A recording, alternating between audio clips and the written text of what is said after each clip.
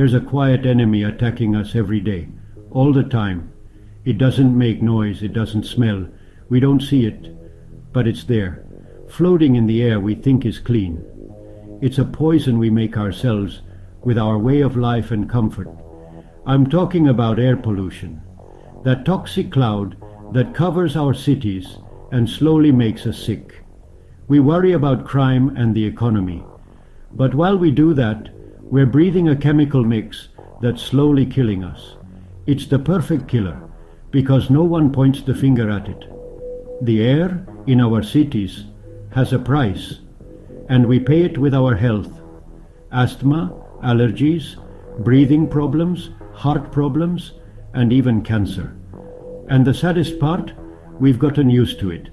We've made normal what is a constant attack on our bodies. This not caring is the most dangerous pollutant because it stops us from acting. This story isn't about faraway glaciers, but about our streets, your front door, the way to work. Progress, cars, buses are leaving us without clean air, and it doesn't affect everyone the same way. It's time to talk about what we can't see, but what is choking us.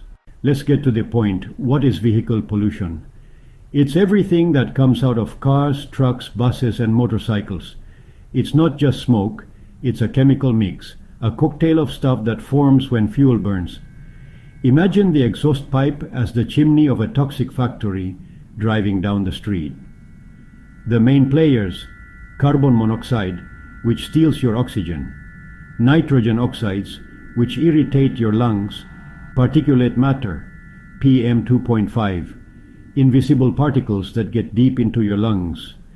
There are also volatile organic compounds, which, when they react with light and nitrogen oxides, form ground-level ozone, a super irritating gas.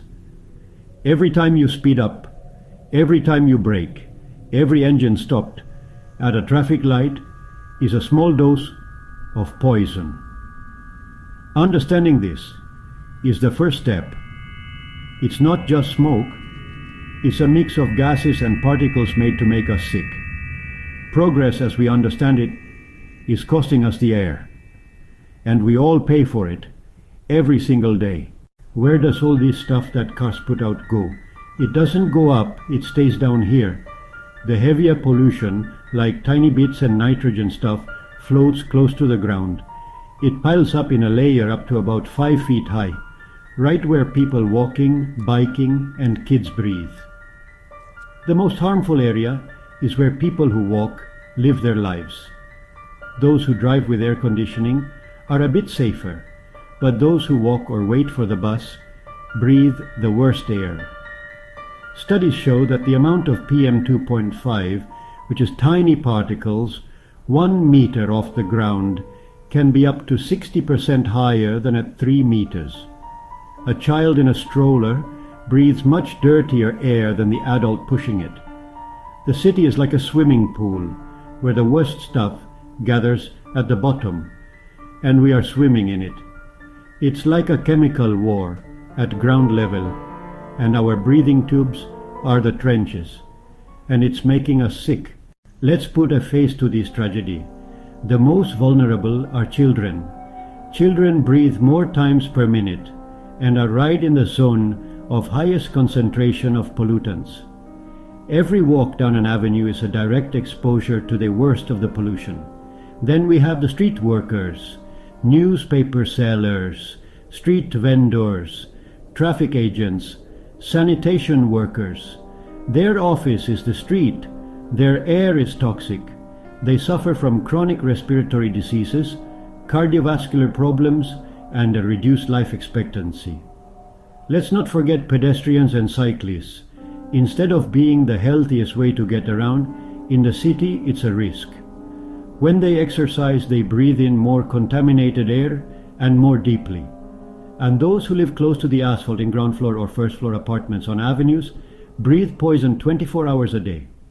The dirty air comes in through the windows and gets into curtains and furniture. They are prisoners in their own homes, often without even knowing it. Injustice also has an address. Urban progress has anonymous martyrs, and most don't even know. For example, Buenos Aires isn't the fresh air postcard we imagine. The number of vehicles is over 2 million, causing pollution at ground level. The urban canyons, which are streets lined with tall buildings, trap the pollutants. Measurements show really high levels of nitrogen dioxide, especially in busy traffic areas. Public transportation, especially old diesel buses, is one of the main causes of pollution. City planning focused on cars, pushing pedestrians aside. Bicycles and the Metrobus are good steps forward, but they are not enough. The car culture is still strong. Buenos Aires needs a big change if it doesn't want to drown in its own success. Another example, Mexico City is known for its air pollution. Its geography, a valley surrounded by mountains, creates a perfect trap. The toxic haze stays put for days.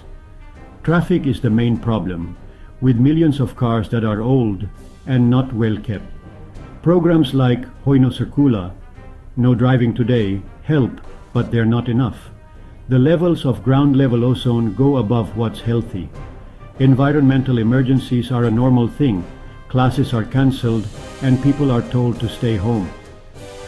Kids are the most affected. Pollution particles have been found in their brains. The government tried to make transportation better and make rules stricter, but the city keeps growing and the number of cars isn't going down. The lesson is clear. When the land and uncontrolled city growth come together, a deadly trap is made. The air we share is a limited and delicate thing. Let's talk about São Paulo now. It's Brazil's economic engine, but it pays a very high price for its air quality. 8 million vehicles and urban canyons expose millions to dangerous levels of pollution. The drizzle sometimes doesn't clean the air, but turns it into acid rain. The use of ethanol has reduced some emissions, but it creates other irritating compounds. Diesel trucks and buses continue to be the main emitters of fine particulate matter. Pollution causes thousands of premature deaths each year. São Paulo faces the challenge of growing without choking on its own progress. When faced with city pollution, it's easy to feel helpless. But there are things we can do. Change your habits. Walk on less busy streets. Pick cleaner times and places to exercise. Air out your home when traffic is light. Use air purifiers and get plants. Leave your car at home whenever you can. Use public transport, walk or bike. If you're buying a car, pick the one that pollutes the least and keep it well maintained.